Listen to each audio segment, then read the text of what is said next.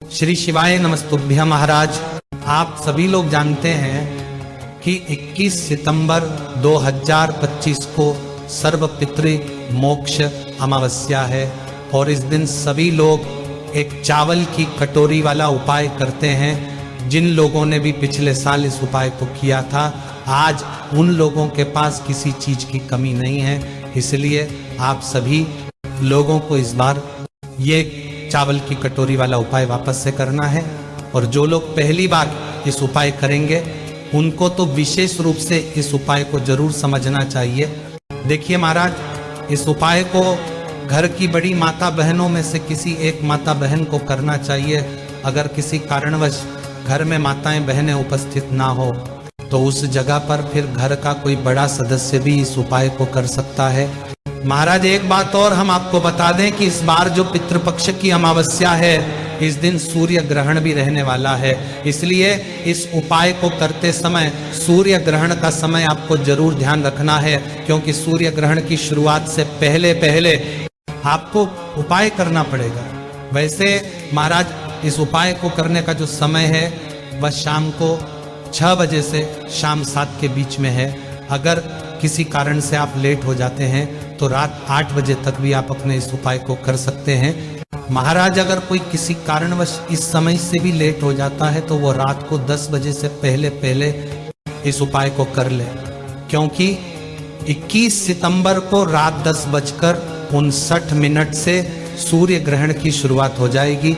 इसलिए आप इस उपाय को जल्दी से जल्दी करने की कोशिश करें। देखिए महाराज, एक चावल की कटोरी वाले उपाय में आपको एक चीज तो समझ आ रही हो कि इस उपाय में हमें एक चावल की कटोरी लेना है।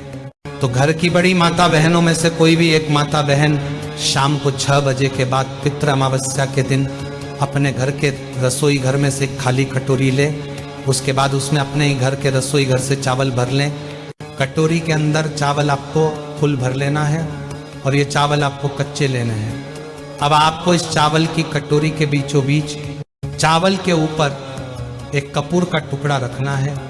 यहाँ पर कई सारी माताएं बहनें ये प्रश्न करती है कि ये कपूर का टुकड़ा कौन सा होना चाहिए। तो देखिए, बाजार में आपको 2 तरह का कपूर मिलता है, पहला टुकड़े वाला और दूसरा गोली वाला।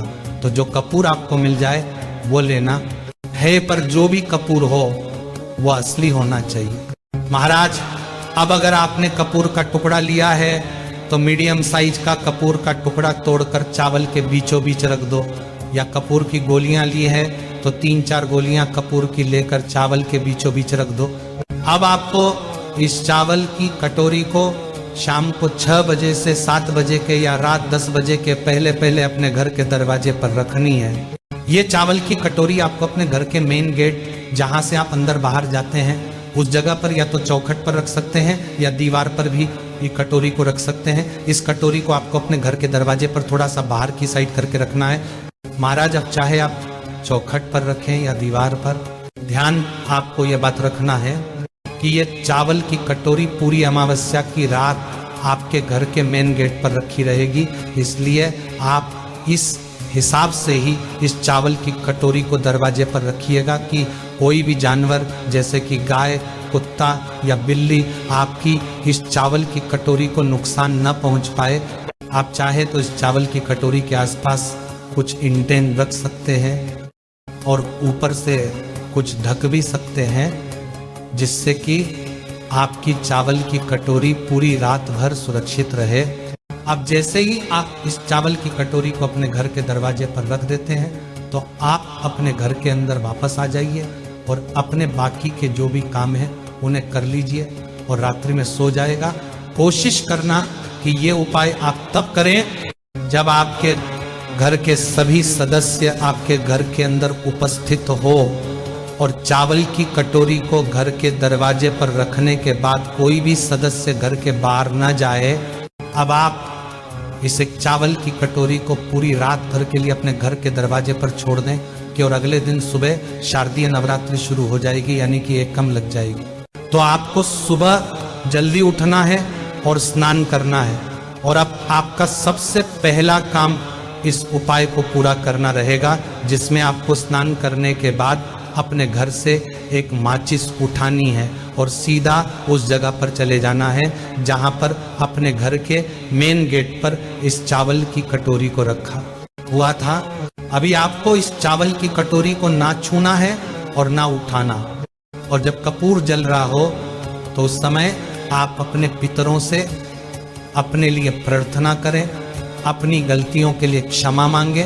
अब जैसे ही आपका वह कपूर अपने आप जलकर बुझ जाए, उसके बाद में अब आप अपनी चावल की कटोरी को अपने पितरों का स्मरण करते हुए उठा ले और अपने घर से बाहर निकल जाए। और घर से बाहर निकालने के बाद आपके घर के आसपास कोई भी एक ऐसा जो बड़ा पेड़ हो, उस पेड़ के नीचे आपको ये चावल की कटोरी के चावल डालकर आ जाने हैं, जहां पर पक्षी इन चावल के दोनों को चुग लें और खा ले। उस समय भी आप अपने पितरों से प्रार्थना कर ले और अपनी मनोकामना भी आप बोल सकते हैं। और चावल वहां पर डालकर कटोरी को अपने साथ अपने घर लेकर आ जाए। महाराज, अब आपका ये एक चावल की कटोरी वाला उपाय पूरा हो जाता है। देखिए महाराज, ये जो उपाय है ये शारदीय नवरात्रि के पहले जो पितृ की अमावस्या पड़ती है उसी दिन किया जाता है। इसलिए साल में यह उपाय सिर्फ एक बार किया जाता है। इसीलिए लोग इस दिन का और इस उपाय को करने का बहुत बेसब्री से इंतजार भी करते हैं। इसीलिए आपके पास एक मौका आया है, आप इसका फायदा जरूर उठाएं। और जो भी लोग पितरों के 16 दिनों में अपने पितरों के लिए, पूर्वजों के लिए कुछ ना कर पाए हो, अगर वह भी पितृपक्ष की अमावस्या के दिन इस एक चावल की कटोरी वाले उपाय को कर लेते हैं तो उनके पितृ, उनके पूर्वज उनसे प्रसन्न होकर ही इस पृथ्वी से जाएंगे और इसके ऊपर पितृदोष भी होगा, वह भी उपाय से दूर हो जाएगा। और महाराज, अगर इस उपाय को करने में आपको कोई भी परेशानी हो तो पहले कमेंट की करके पूछ लीजिएगा, तभी उपाय को कीजिएगा। श्री शिवाय नमस्तुभ्यं।